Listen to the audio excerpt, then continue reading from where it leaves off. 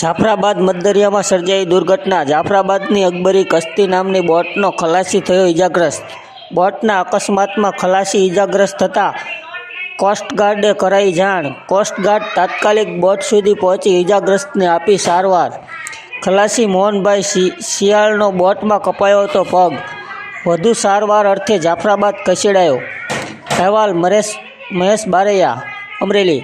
વધારે સમાચાર જોવા માટે અમારી ચેનલને લાઇક, શેર અને સબસ્ક્રાઈબ કરો।